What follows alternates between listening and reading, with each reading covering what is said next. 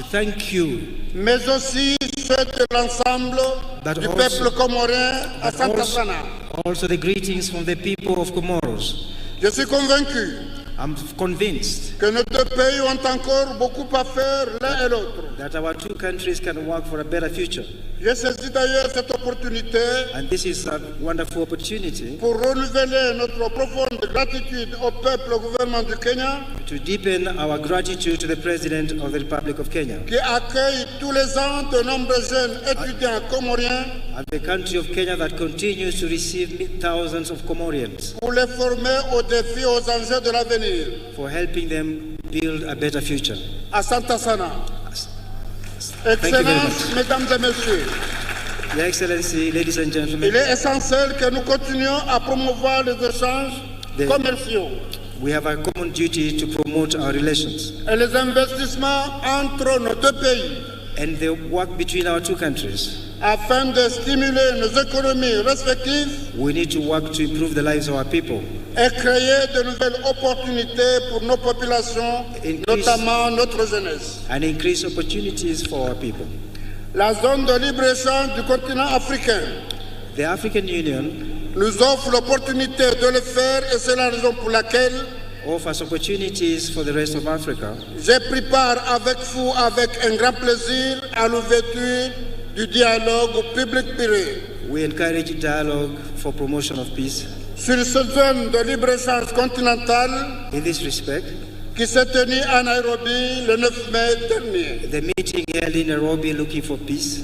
En tant que nation africaine, As an African Union, nous partageons des défis communs we think we can work together. et je suis convaincu que si nous unissons nos forces, And I'm persuaded that by working together, nous pourrons surmonter ces défis we can overcome these obstacles et ouvrir la voie à un avenir meilleur and construct a better future pour nos populations et surtout aux générations futures. for our people and for the survival of Africa. Cette journée de commémoration est aussi This also is an opportunity for us. l'occasion de réfléchir It's a gift sur notre avenir commun if you work together et sur la responsabilité qui nous incombe and if you are accountable to our people, de préserver les idéaux de nos ancêtres if we can preserve the ideals of our et de union construire une Afrique juste, inclusive et prospère. and to conclude our treaties for prosperity.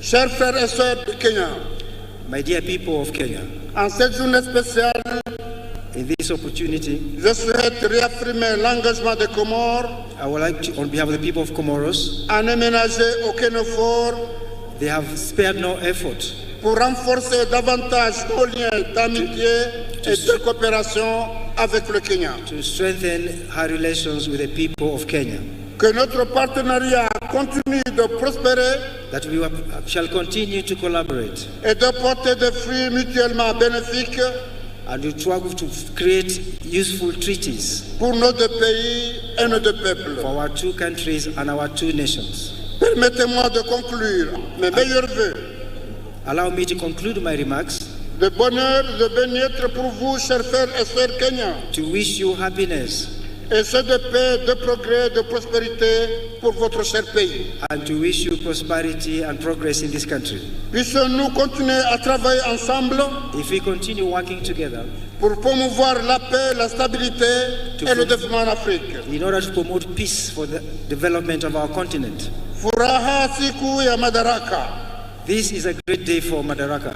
Urafiki, ugushi, ushia na mshikamano wa Kenya na Komoro. Iishi Afrika kwa amani na mafanikio. Asante sana. Tumpigie makofi tena Mheshimiwa Rais wa Komoro jameni. Thank you very much, Mr. President, for honoring us with your presence and the statement you have made on behalf of our Africa Union and the great people of Komoro.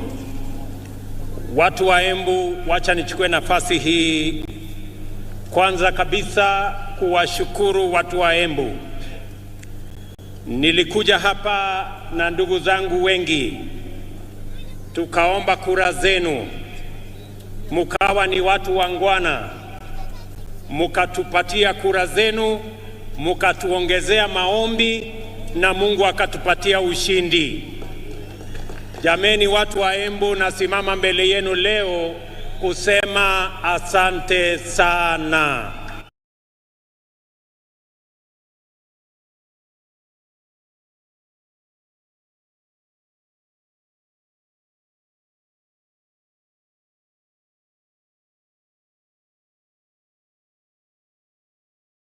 Nafasi ya kuchaguliwa kutoka MCAs wetu, wabunge, magavana, maseneta, Mheshimiwa Deputy President na mimi hapa, pamoja na mawaziri wetu na wale wote ambao wamepata nafasi ya uongozi katika taifa letu la Kenya. Mimi nataka niwahakikishie tutashikamana, tutafanya kazi pamoja ili tutimize malengo yetu ya kubadilisha uchumi wa Kenya na kuhakikisha kwamba kila Mkenya anapata nafasi ya kujiendeleza katika taifa letu la Kenya.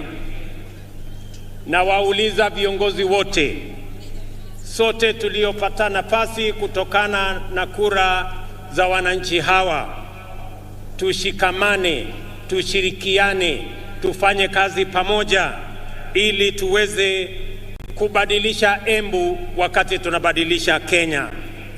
Asanteni tena watu wa Embu kwa msaada wenu, kwa kura zenu na kwa maombi yenu. I want to say thank you very much to the great people of Embu County, as I thank all Kenyans who stepped forward to vote in the last election, so that we, as the people of Kenya, can maintain our democratic credentials as a nation that is democratic, as a nation that is built on the firm foundation of multi-party democracy. And now it is our opportunity, all of us as leaders in government and in the opposition, to work together towards making our nation great. On this day, 60 years ago, Kenya formally gained its right of internal government. Madaraka, the mandate of majority African self-determination, was a major step forward. The emergence of this nation as a republic later that year. That first Madaraka Day then was the golden dawn of our country's sovereignty, freedom from colonial oppression, autonomy from racist repression, and liberty from foreign suppression. In fighting for our sovereignty, our noble freedom fighters had primarily waged a political struggle to liberate a people divided, humiliated, and impoverished under a predatory system whose institutions were vicious and extractive. So, although the freedom struggle was political and the first Madaraka Day represented political autonomy, every Kenyan African understood it to mean and to be the beginning of the hard and noble work of securing and enhancing social and economic freedom as well. For 6 decades now, the people of Kenya have worked hard with admirable diligence and unwavering determination to perfect the political freedom of their nation through sustained socio-economic progress. In this manner, Kenyans have reiterated their commitment to true freedom by complementing political freedom with freedom from want, freedom from suffering, freedom from ignorance, and freedom from indignity. Our forefathers' historic struggle to vindicate our God-given rights of self-determination entailed tremendous sacrifice and immense determination against a colossal adversary. Ultimately, they triumphed. Similarly, our war against underdevelopment, poverty, unemployment, indignity, and vulnerability has been daunting. Yet, we have made steady progress year after year over 60 years of freedom. At the heart of our struggle for freedom, both before and after independence, is the distinctively Kenyan spirit of determination that is nevertheless flexible, consistency which is innovative, pragmatism that is also hopeful, and faith strong enough to take chances. The sacrifices required were inspired by a spirit that is truly unique, which transcends ordinary decision-making. We recognize that spirit even now. It lives in the heart of every Kenyan who wakes up early to give their best, try their luck, knock on doors, and chase their dreams. We see it every day when we see traders, artisans, farmers, and other workers braving the scorching sun and enduring cold rain in pursuit of livelihood. We also witness in teachers, nurses, police officers, extension officers, and technicians who go far from their comfort zone, often beyond the call of duty, to attend to Kenyans in their communities throughout all villages, all corners of our great republic. This noble ethic of willingness to struggle by working hard and embracing risk, and of determination to achieve positive change in great leaps as well as in little installments, has brought us far and will take us beyond the horizon of our destiny. Today, I join all Kenyans to celebrate our magnificent collective achievements and the spirit of brave endeavor which inspired them 60 years ago and sustain us today. This celebration speaks to the sustained effort we have invested in perfecting our national mandate of self-government. I will highlight the wonderful ways in which we have stewarded political freedom into democratic maturity, enhanced economic freedom by empowering enterprise, and expanded social freedom by securing dignity. We must never forget that until fairly recently, our country's politics was divisive, violence, do-or-die affair by which neighbors, colleagues, and even relatives were incited into hatred in the name of political competition. In this dark era, the tribe was the fundamental term of all political engagement and the master variable of democratic contest. Many highly respected experts and eminent persons confidently affirmed that Kenyan politics is inherently tribal, and many leaders designed their political parties, policies, and campaigns on the basis of raw political appeals. Leaders also made sure that political discourse revolved around personalities and the private interests of a few privileged individuals and not the aspirations of the majority. Some used political parties as political vehicles to access the high table where important decisions were made and exploited their ethnic constituencies to negotiate a bigger share of public resources as well as positions of power and privilege in the service of private ends. For decades, Kenyans understood that this perverse political culture not only defiled our democracy, but also obstructed the spirit of daring and achievement, arresting our collective progress. The people of Kenya, therefore, yearned for freedom from the tyranny of political personality cults, toxic tribal discourse, and the violence they engendered. They desired a more unifying, cosmopolitan framework of engagement which promoted the expression of their shared aspirations, encouraged inclusive negotiations, and a collective means of pursuing them. In the last general election, the people of Kenya finally broke free. The campaign was conducted purely on the basis of important national issues. foremost of which were economic issues. Not only did Kenyans reject the all-divisive politics of tribe and tribal chiefs, but they also demanded and interrogated well-considered party manifestos with detailed plans for economic transformation. As a result, although the election was closely contested, it was the most peaceful in the multi-party era in Kenya. And I want to congratulate all Kenyans for being participants in this great feat.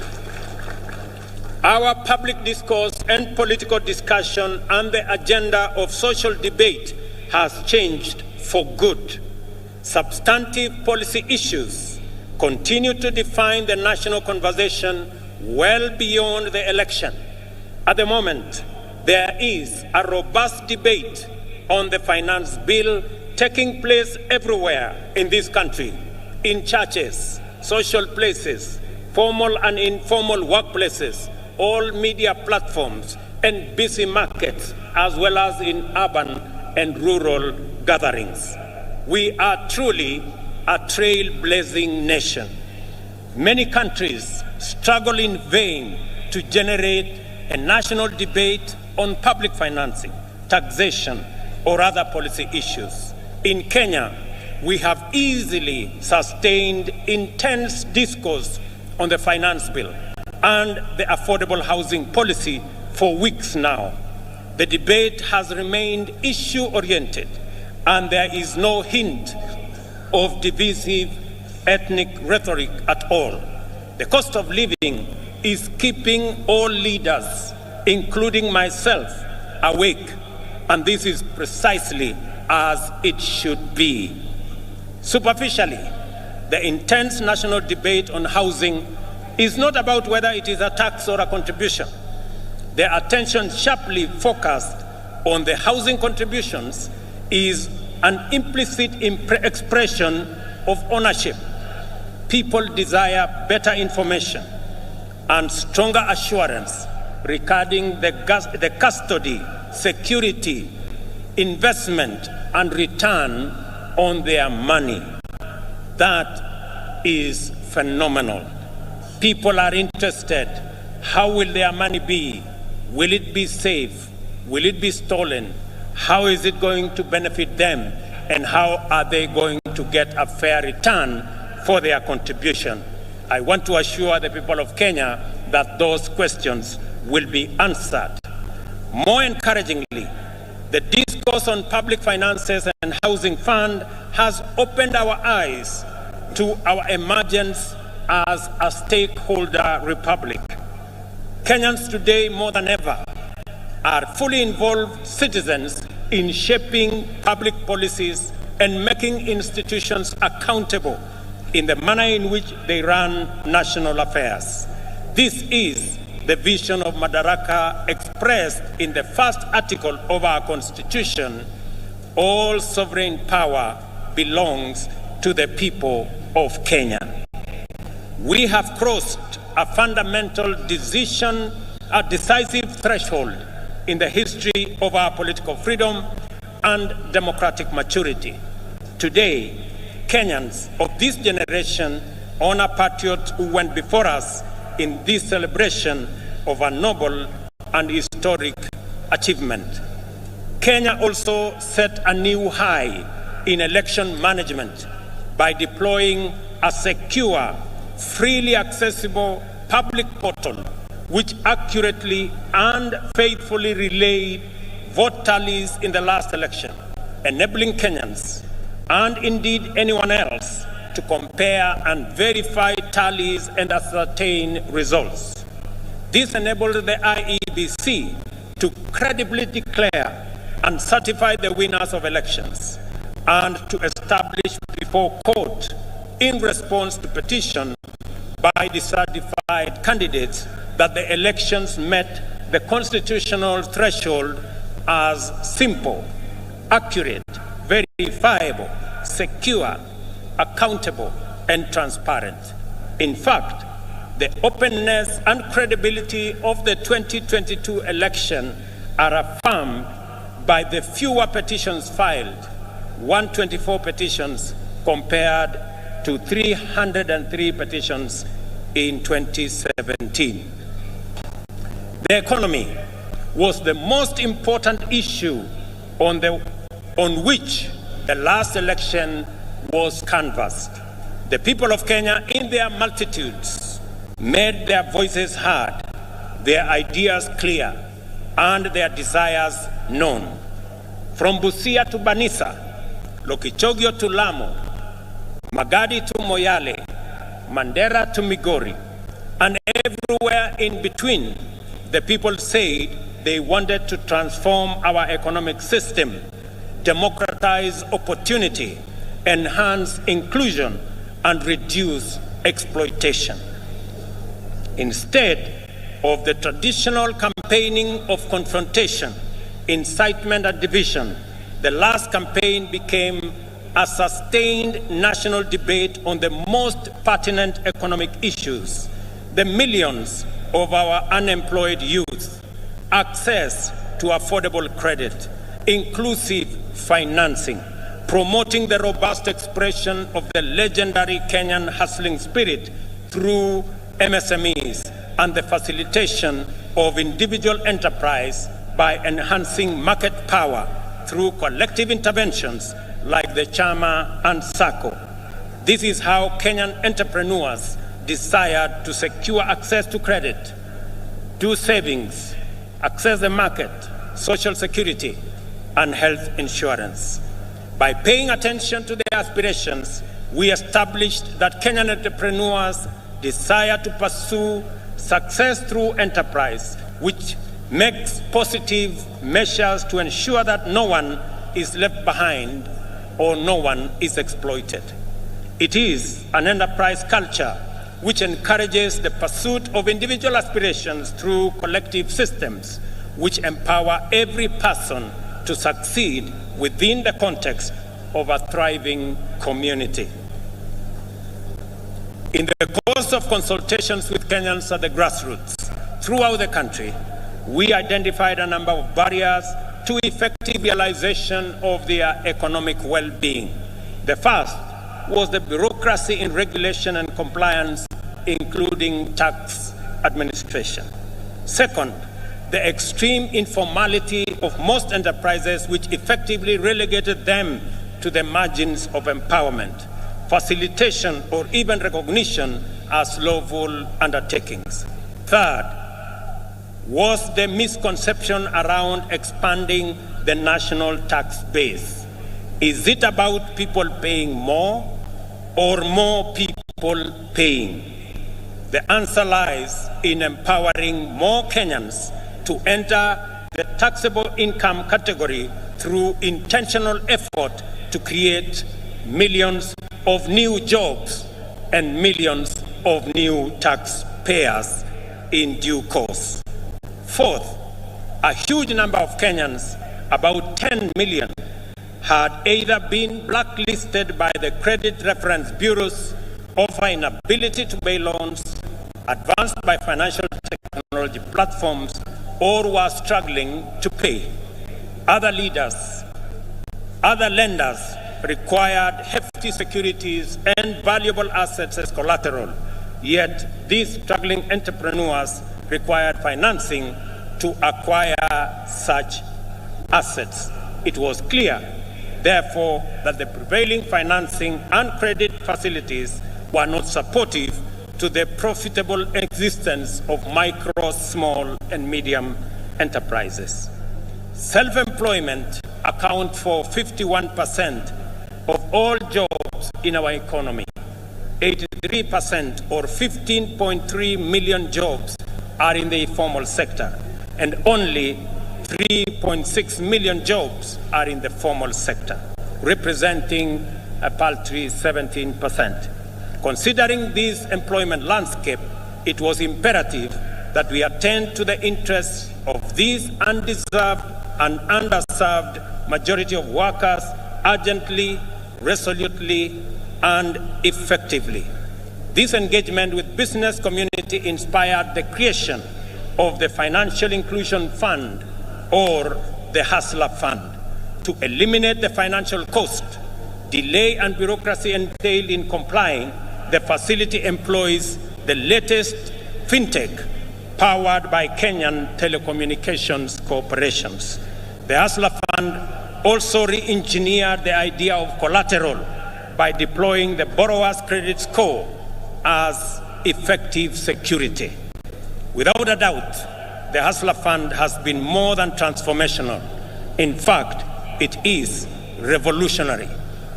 On its way to becoming effectively the biggest financial institution by the number of borrowers and active loans, the Hustler Fund also turned around the country's fintech, transforming it from a predatory ecosystem to a more responsive one.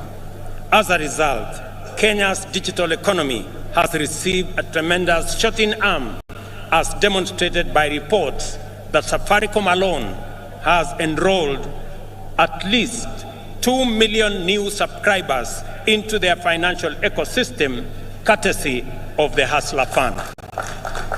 Today, as we celebrate progress in achieving economic freedom, we also celebrate our digital economy, powered by our famous fintech community. Kenya's legendary spirit of enterprise has entered the digital space.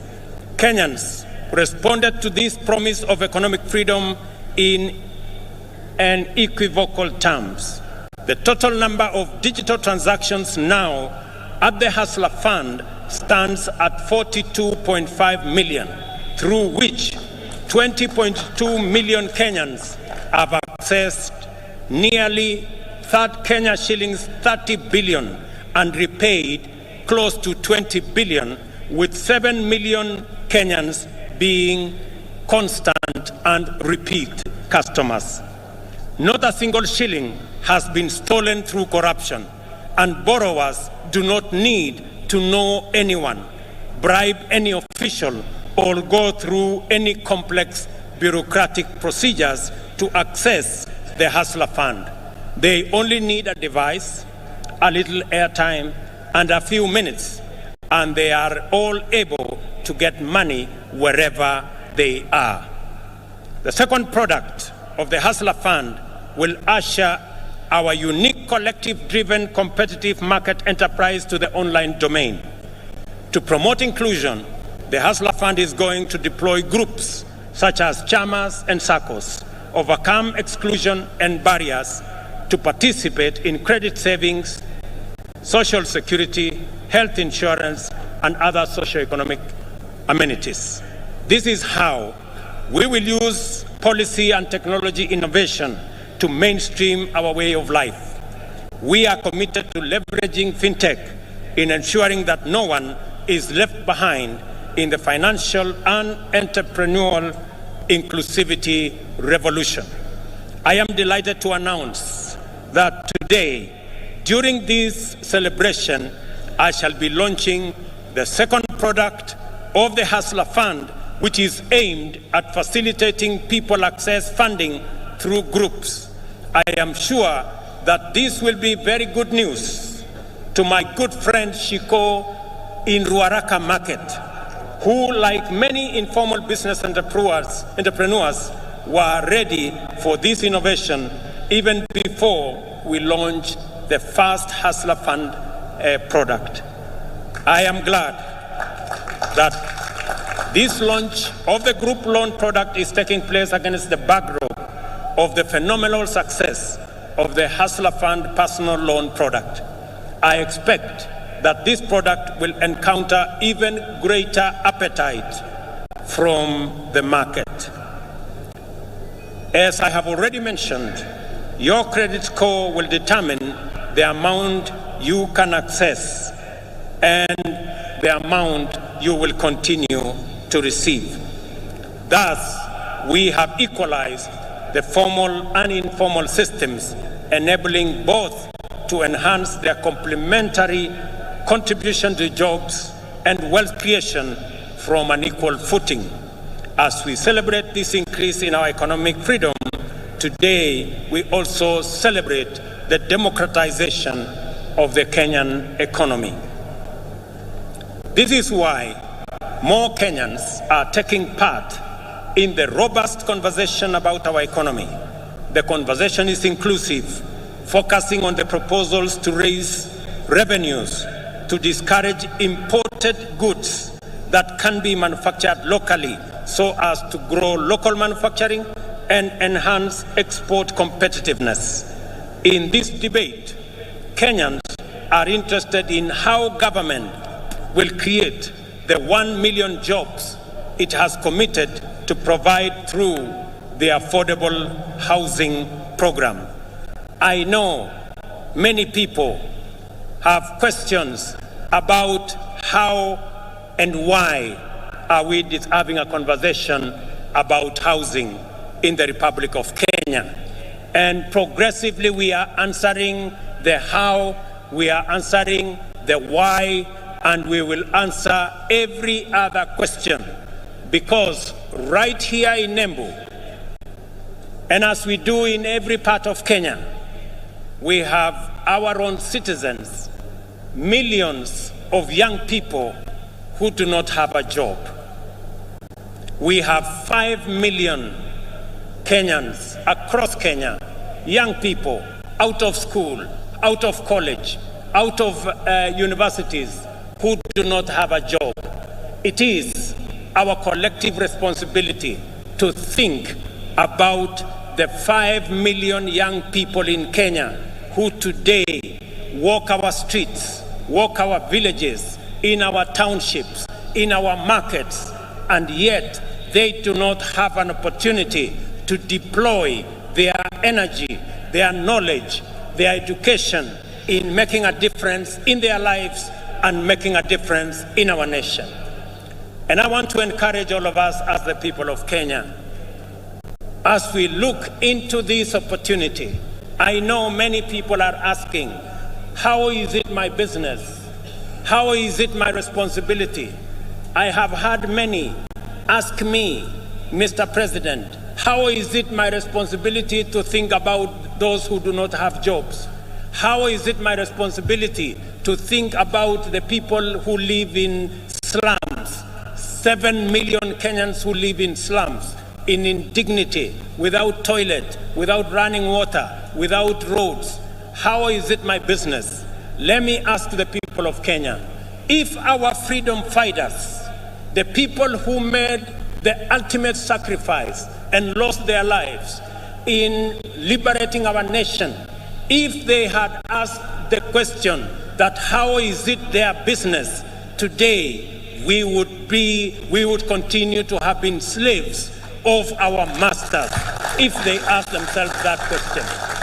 It is our opportunity, as they did, to liberate our country. They went beyond the call of duty. They did not ask, how is it their business to make the ultimate sacrifice to liberate our country?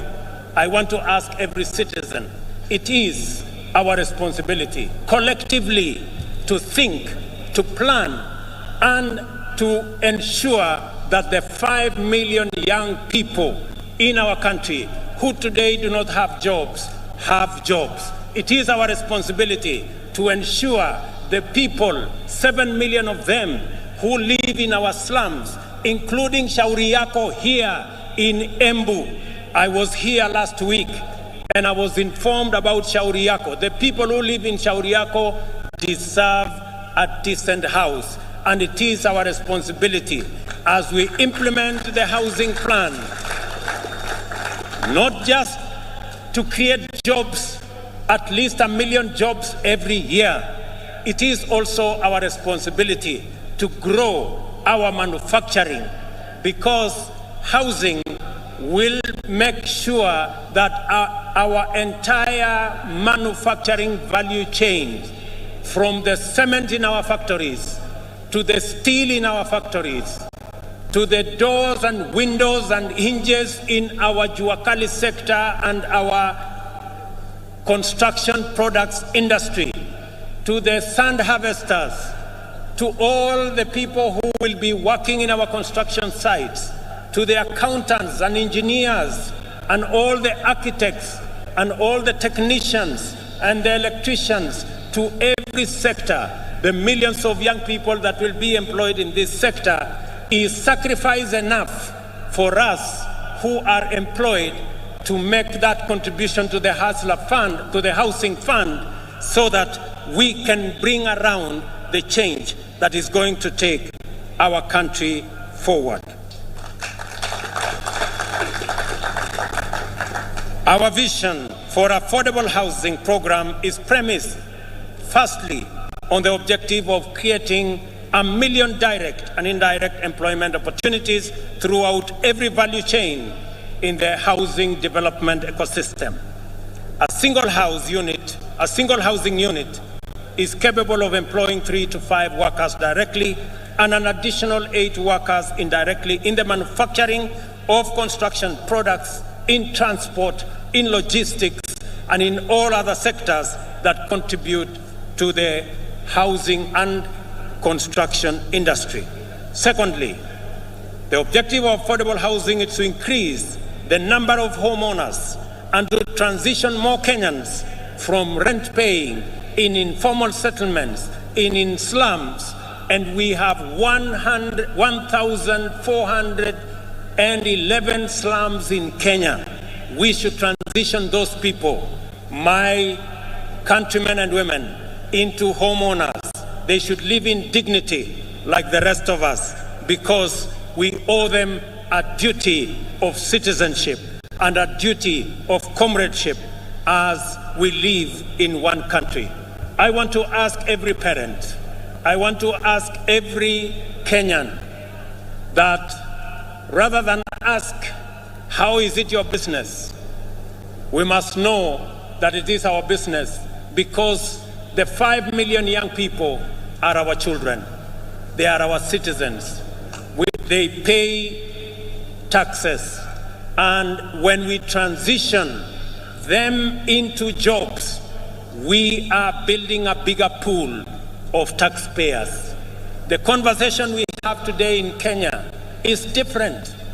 I did promise the country 3 years ago that we are going to change the conversation. That the conversation is not going to be anymore about leaders. It is going to be about citizens. It is going to be about those who do not have jobs. It is going to be about our manufacturing. It is going to be about the millions who live in informal settlements. It is going to be about the people. I told the country that we are going to change the conversation. It is not going to be about changing the constitution and creating positions for leaders. It is going to be about changing the economy and creating opportunities for millions of young people, including the many who are today in our streets and villages, the millions of young people who are looking up to us to provide them with opportunities to work. It's going to be about the ordinary people who work in the manufacturing sector, the people who also wants to contribute, to be taxpayers, but because they have no jobs, they cannot pay tax. I promise the country that it is not going to be about sharing power. It is going to be not about sharing power by the elite and by leaders. It is going to be about empowerment of every citizen, empowering our farmers to produce more so that we can get ourselves into food security, empowering our young people with jobs so that they too can contribute meaningfully to our economy and meaningfully to our taxpayers. It calls for us the empowerment of every citizen and every business person so that we can contribute to the economy of our country. I want to promise you, ladies and gentlemen, that that effort is on course, and together we are going to move in that direction. To enhance our national productivity, we are prioritizing the consolidation, processing, and value addition of our agricultural products.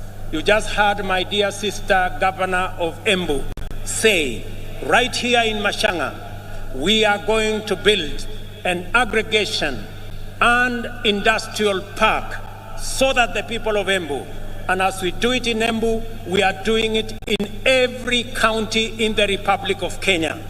Last week, we advertised the first 14 agricultural aggregation and industrial park that will be built in every county so that we can consolidate our agricultural produce. We can provide for value addition. We can provide for agro-processing. We can enhance our manufacturing, create jobs, create value, and enhance the earnings of every farmer as we get rid of brokers, as we get rid of cartels, and ensure that we protect the hard-earned and the sweat of farmers in the Republic of Kenya. Additionally, the government of Kenya will step up the establishment of 5 additional export processing zones in the coming year in Sagana, in Thika, in Joro, in Eldoret, and in Busia to complement the one in Athi River, the one in Dongokundu, and the one in Naivasha, because we believe that additional processing capacity, focusing on our exports that have come down in the last 10 years from 28% of our GDP to just around 10% of our GDP, that we need new impetus, we need new thinking, we need new infrastructure to be able to drive our exports. And that is why we are expanding our processing capacity in our export processing zones, in our special economic zones, and at the same time, we remain firmly committed to the Continental Free Trade Area and the effective implementation of the Africa Continental Free Trade Area. Just this week, we concluded a working retreat for trade ministers of the Continental Free Trade Area with the private sector. I am glad to welcome to this gathering the delegation that has been holding Africa private sector discussions in Nairobi, led by my brother, the President of Comoros, His Excellency Azali Assoumani, and one of the most foremost champions of the Africa Continental Free Trade Area. It is also gratifying to note that the champion, the former president of Niger, is right in our midst. It's also gratifying to note that 11 trade ministers are here today from different countries in our continent. I wish to recognize the following delegations led by the ACFTA Secretariat. Delegation from Comoro, are they here? Wasimame? The delegation from Comoro, thank you very much. The delegation from Niger, thank you very much. Delegation from Central African Republic, the delegation from Chad, thank you very much, they are there. The delegation from Namibia, the delegation from Djibouti, the delegation from Côte d'Ivoire, the delegation from Nigeria, the delegation from Botswana, the delegation from Ghana, and the delegation from Burkina Faso. A significant portion of household budgets, as we all know, goes to food, a major component of the cost of living. Understandably, there has been animated engagement on this subject after a prolonged drought which pushed the entire Horn of Africa region to the brink of famine. Widespread shortages of staple foods have driven food prices beyond the ability of many households to afford them. Enhancing food production is an intervention with multiple fundamental implications. It promotes access to affordable and adequate food and nutrition for the majority. It also increases food supply, lowers prices, and thus reduces the cost of living. Moreover, subsidizing food production increases jobs and productivity in the country's biggest employer, the agricultural sector. In keeping with our commitment in this critical sector, we have registered 5 million farmers nationwide. these farmers immediately became eligible to receive subsidized fertilizer, and those who stepped forward received their full fertilizer requirement, unlike in past seasons when the allocations were rationed. As a result of these measures, Kenyan farmers have been able to plant an extra 200,000 acres this year by using an additional 2 million kilos of seed beyond what was planted last year. As international petroleum prices continue to rise beyond reach, the cost of fuel locally rises steeply. Transport, as a component of household budget, is affecting the cost of living. We have to liberate Kenyans from the reliance on transport that depends on petroleum. For this reason, we are rolling out an electric vehicle public transport system which will bring down the cost of transport significantly. Our border industry is about to experience inclusive transformation through the introduction of more efficient, affordable, and clean motor vehicles. With this intervention, owning and operating a border will become affordable, secure, and profitable. I am eager that this information reaches the seconder of my presidential nomination, Mr. Calvin Ochieng, who operates in Kilimani, so that he can escalate his hustle to the next level. I have some good news for my border friends. When I went around the country, they stepped forward and they told me they are victims of an exploitative financing system. I want to tell them, my good friends, I have some good news for you. We are developing, and by September this year, we will have a mechanism where you can get your border that does not need petrol, that will be run on electricity, one that is financed by not a predatory system, but one that respects the interests of those who purchase the borders. A healthy nation is liberated from human suffering and empowered to pursue their livelihoods and dreams without the hindrance and underperformance associated with ill health. A healthy nation is a happy nation.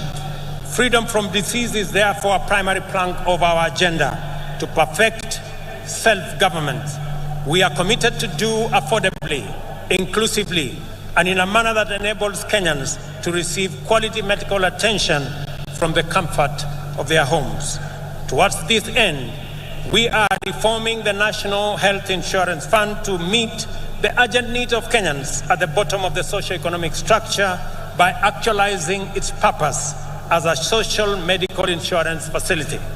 Secondly, we have committed to deliver universal health coverage that enables every Kenyan attain dignified health care at the minimum cost of subscription fee. Thirdly, we have collaborated with county governments, whom we support wholeheartedly, and I want to commend all county governments for the exemplary work they are doing around health as a devolved function. We have collaborating with the county governments to recruit community health workers, promoters throughout the country. 100,000 of them will be recruited under this program, and this number will make every one promoter available for 100 households. This means that each promoter will be tasked with visiting Kenyans at their homes to determine whether any condition need to be managed through healthier lifestyle or basic medical attention. They will also be tasked with enabling patients with chronic conditions manage their medication, diet, and general well-being in a manner that makes hospitalization sometimes unnecessary.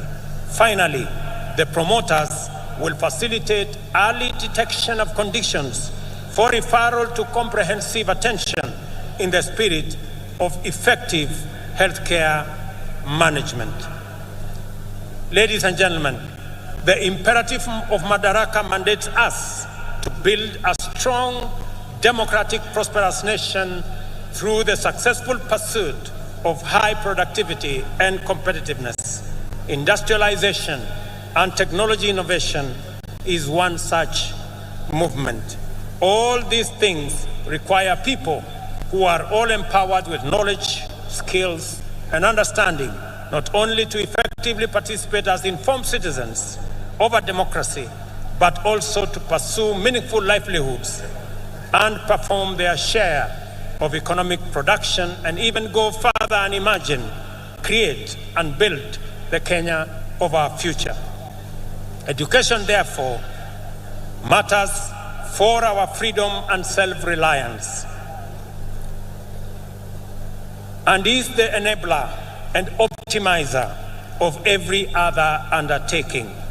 We have taken all possible measures and pursued every available option to actualize our vision to make education at all levels accessible, affordable, and inclusive, and removed social and economic barriers to the attainment of the highest education by all Kenyans.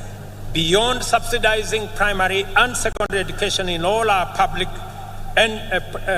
primary and day secondary schools, we have reimagined higher education financing to deliver equity and broader access to all Kenyans, with special attention to enabling the most vulnerable learners to realize their right to education. We have also employed 35,000 teachers in a historic and unprecedented drive to improve the national teacher-pupil ratio and enhance performance. Additionally, we are designing the competence-based education curriculum to make it responsive to our education needs at the point of our social, cultural, and economic development. Finally, the National Open University will obtain its charter in the course of this month, and as we speak, courses are being uploaded for commissioning, and later this year, Kenyans will have the opportunity to go to university from the comfort of their homes online. For long, tertiary education in Kenya has been a privilege for the most fortunate, while university education was the exclusive entitlement of the elite. Not anymore. A month ago, I unveiled a new funding model for higher education that will make the universities and technical training fully inclusive, financially robust, and capable of competing with their peers globally, while contributing to our national socio-economic transformation through innovation, research, and development. The model is aimed at financially supporting increasing numbers of students enrolling in these institutions and ensuring that those from households at the bottom of the socio-economic structure enjoy equal education opportunities. The eternal conundrum of Kenya's integrity agenda revolves around the question of who will watch over the trustees of public interest and who will watch over the watchman. These questions do not arise because we have low trust. Rather, they exist because we have high expectations. Given that these expectations are legitimate, in a technologically driven new millennium, we are increasingly resorting to technology as the answer to our transactional efficiency challenges. From the election results portal for our democracy to the Hustler Fund for MSMEs and the means testing instrument for higher education, as well as registration of farmers and distribution of fertilizer, digital technology is enabling the government to deliver services efficiently and to give citizens confidence that the system is fair and incorruptible. We must therefore take a moment today to celebrate technology in general, and in particular, Kenyan fintech and other innovations that are making it possible for us to serve Kenyans to the best possible standard. I remind all Kenyans who work in technology and everyone who uses technology that our forefathers fought with basic technology against a technologically superior superpower and won our freedom, we have a duty to deploy the best innovations and technologies to make Kenya efficient, competitive, and prosperous. I am persuaded that technology holds the key to improving efficiency, enabling inclusion, promoting transparency and integrity, deepening trust, and strengthening public confidence in government service provision. This is the reason why we are digitizing government information and taking public services online.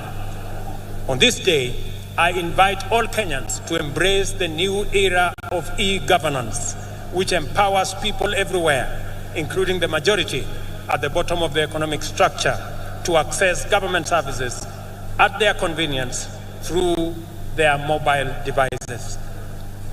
Since the advent of e-citizen, government gradually increased the number of services available on the platform from 391. The rate of increase of onboarded services is now shifting to a new radical trajectory. Today, 3,770 services have been onboarded and fully operational. Another 3,000 are on course to being completed. We expect 5,000 services to be online by the end of this month. Our ambition is to offer every government service on e-citizen platform by the end of this year. Finally, as we contemplate all the achievements we are celebrating today, let us reflect on the noble motivations and visions which inspired our heroic freedom fighters to make such immense sacrifices for the sake of freedom, not just for themselves, but also for the rest of their people who were not willing or able to join the struggle. Why did these heroes embrace such profound risk and danger in pursuit of a benefit that everyone else would enjoy? The answer must not only define our attitudes to public service, but it must also shape our understanding of the reasons and values that underlie collective undertakings and social policies. For our freedom fighters, a country in which anyone was unfree and oppressed was not worth living in. We have a duty to translate these truths into our political, social, and economic affairs. Our collectivist spirit that anchors competitive individual enterprise encapsulates this magnificent ethos. We owe each other certain duties as members of a community that we call a nation. Whenever we can do anything to make another person's life better, at no or little cost to ourselves, we have a solemn obligation to proceed and do it. There is a fundamental level at which we are morally obligated to think about our duties to the unemployed youth, vulnerable communities struggling in slums, and other people at risk of exclusion. Their struggle for dignity as human beings appeals to our duty of moral consideration. Their complicated pursuit of livelihood can potentially complicate our stable prospects.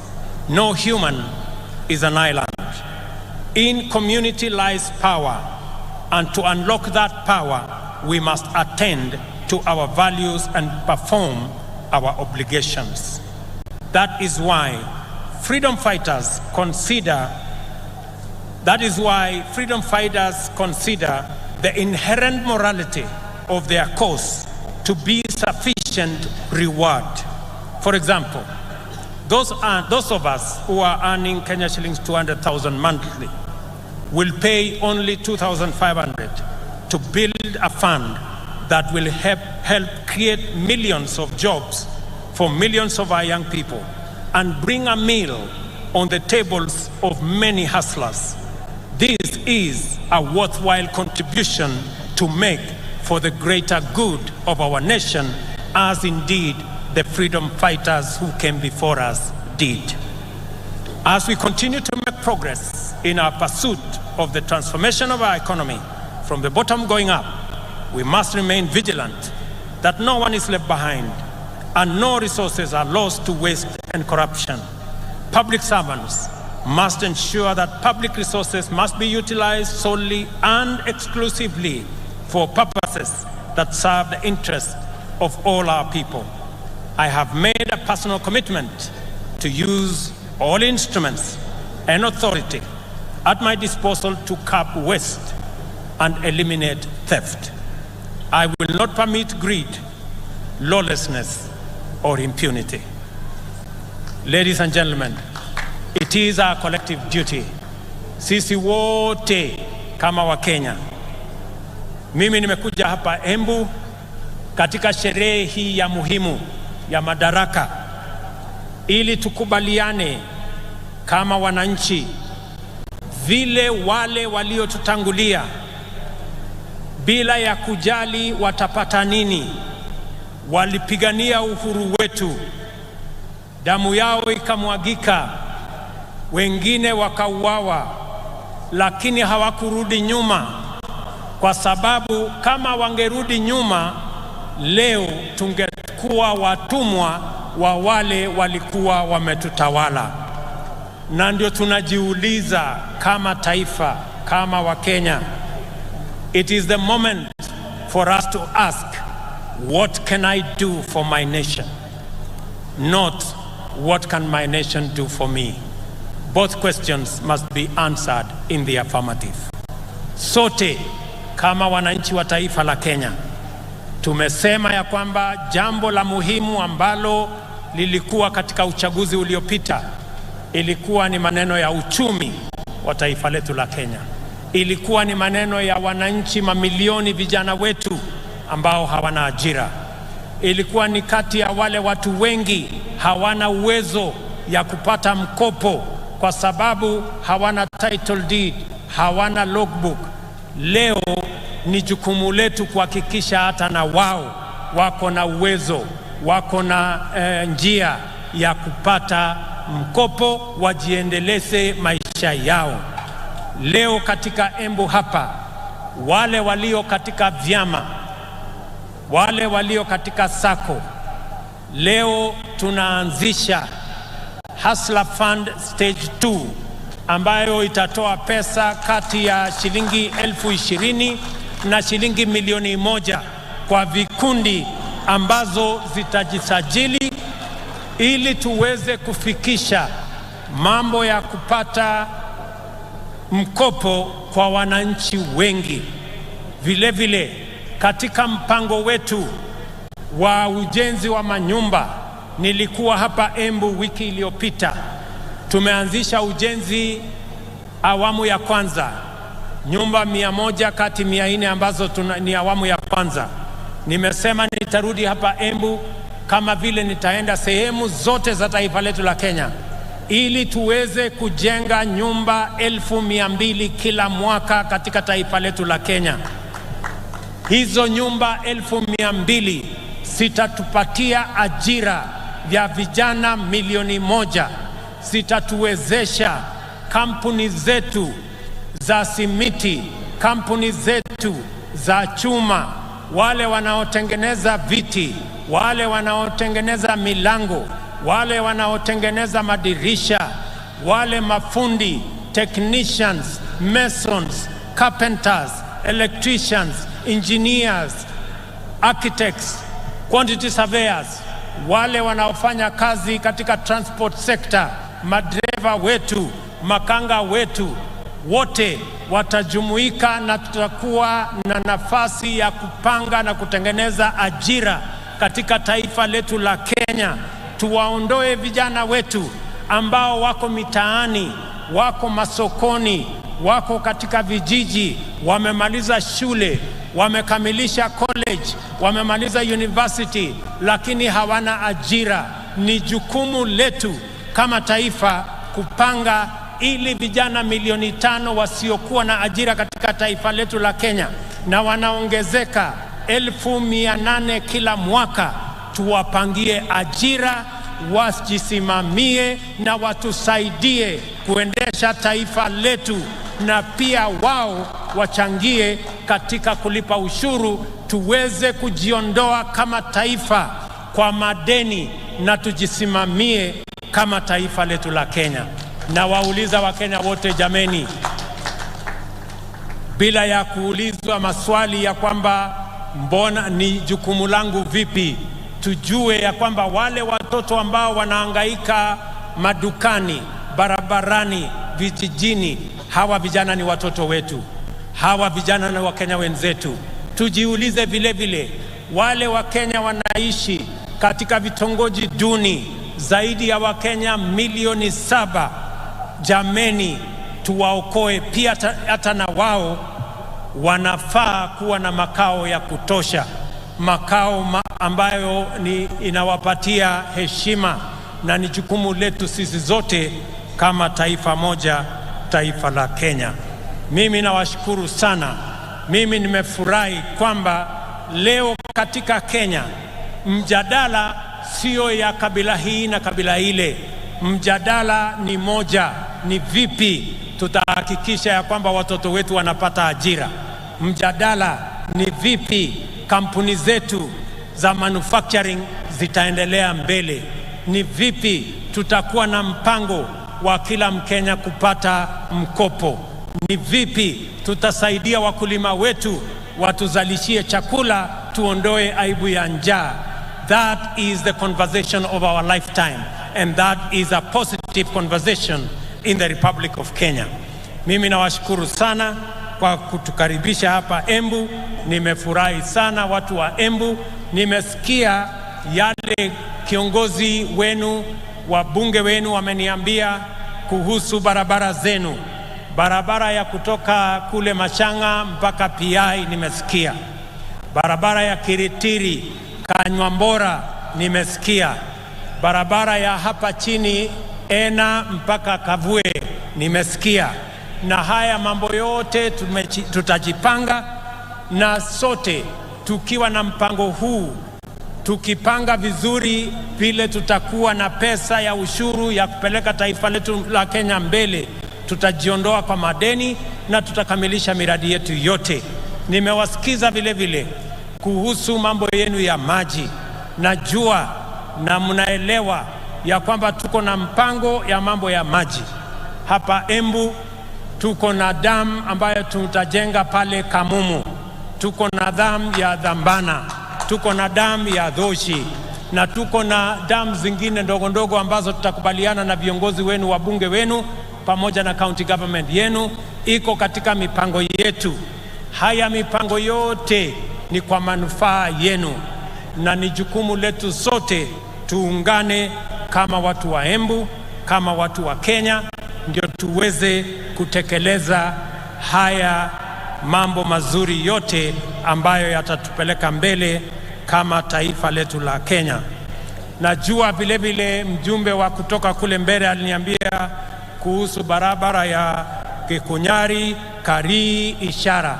Pia hiyo barabara tutaishughulikia, na zile zingine zote ambazo hazijatajwa hapa. Mimi nataka niwaambie ya kwamba tuko pamoja, tutashirikiana pamoja. Watu wa Embu tumekubaliana? Embu tumekubaliana? Mimi nataka nisikie sauti yenu. Tumekubaliana watu wa Embu? Hebu nisikie sauti yenu tena watu wa Embu kama tumekubaliana. Asanteni sana. It is now my honor and pleasure to introduce and officially launch the second product of Hustler Fund, the Hustler Group Loan. Asiri tutaangalia pale kwa mtandao kidogo. Sasa vikundi kote nchini vinaweza kujiwezesha kwa kuweka akiba na kupata mikopo ya bei nafuu kupitia simu wakijiunga na Hustler Fund. Kupitia mradi huu wa serikali, vikundi vya watu 10 na zaidi vinaweza kupata mikopo kwa urahisi kwa ajili ya kutimiza mahitaji yao na ya kibiashara. Kikundi kitapokea mkopo wa Hustler Fund moja kwa moja kwenye kwenye simu ya aina yoyote popote alipo bila kujaza fomu au kutozwa dhamana. Maelezo ya credit score yatatumwa kwa wanachama wote. Vikundi vinaweza pata kiwango chochote cha pesa hadi milioni 1 kwa riba ya 7% kwa mwaka. Kila mwanachama atachangia kwa credit score. Kwa hivyo, mlipaji mwema ni wa dhamana kubwa kwenye kikundi. Kila wanapolipa haraka, kiwango cha mkopo cha kikundi kinaongezwa. Usajili kikundi chenyu kwa Hustler Fund. Mwenyekiti anafaa kubonyeza *254#. Chagua Hustler Groups. Bonyeza 1 kuchagua kikundi chake na akubali masharti ili aweze kupata mikopo na kuwatumia wanachama wenzake. Hustler Fund. Jiinue, jiendeleze. Asante sana. Tunashukuru sana. Thank you very much. God bless you, the great people of Embu. God bless our great Republic of Kenya. Asanteni sana watu wa Embu.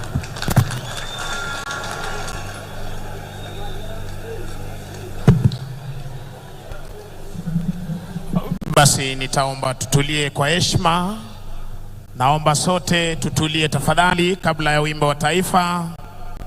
Niweze kuwajuza kwamba atakapokuwa anaondoka Mheshimiwa Rais baada ya wimbo wa taifa, nitaweza kumleta mwenzangu Mike Gitonga aweze kutupa itifaki ya kuondoka mahali hapa.